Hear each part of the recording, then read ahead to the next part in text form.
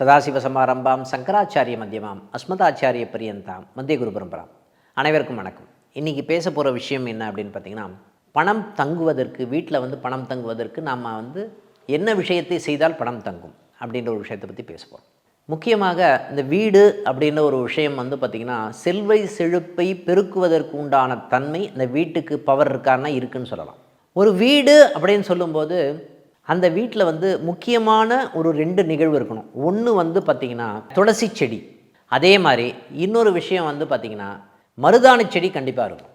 மருதாணி செடியும் துளசி செடியும் ஒரு வீட்டுக்குள்ளே இருந்தது அப்படின்னு சொன்னால் லக்ஷ்மி கடாட்சம் அப்படின்ற ஒரு விஷயம் வீட்டை நோக்கி வரக்கூடிய தன்மை இருக்குமா அப்படின்னா இருக்கும்னு சொல்லலாம். அதே மாதிரி வீட்டில் 2 வேளையும் விளக்கு ஏற்றணும்.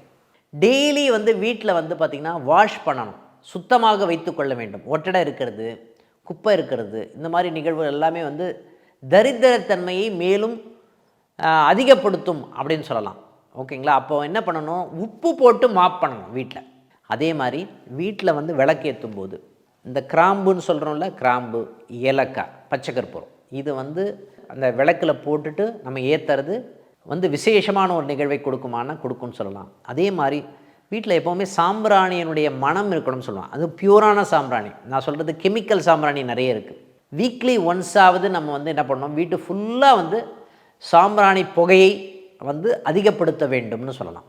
இந்த விஷயத்தை நிறைய செய்வதன் மூலமாக பணம் ஈர்க்கக்கூடிய தன்மை இருக்குமா அப்படின்னா இருக்குன்னு சொல்லலாம். அதே மாதிரி பச்சை கற்பூரம், நீங்கள் ஒரு பச்சையான ஒரு துணியில் பச்சை கற்பூரம் வச்சு ஒரு 2 ஏலக்காய், ஒரு கிராம்பு, இந்த மாதிரி வச்சு சின்னதாக ஒரு முடிச்சு போட்டு சாமி ரூமில் வைங்க. ஆட்டோமேட்டிக்காக பணம் சம்மந்தப்பட்ட விஷயங்கள் ஈர்க்கக்கூடிய தன்மை இருக்குமானா இருக்குன்னு சொல்லலாம். இதெல்லாமே பண்ணோம் அப்படின்னு சொன்னாவே அதிர்ஷ்டமும் சரி, இந்த பணம் சம்மந்தப்பட்ட விஷயமும் சரி, ஓகேங்களா, ஞானம் சம்மந்தப்பட்ட நிகழ்வு, நல்ல வைப்ரேஷன், பாசிட்டிவான தன்மை, இது எல்லாமே பெருகுவதற்குண்டான தன்மை கொடுக்குமானா கொடுக்கும்னு சொல்லலாம். அடுத்த நிகழ்வு சந்திப்போம். நன்றி, வணக்கம்.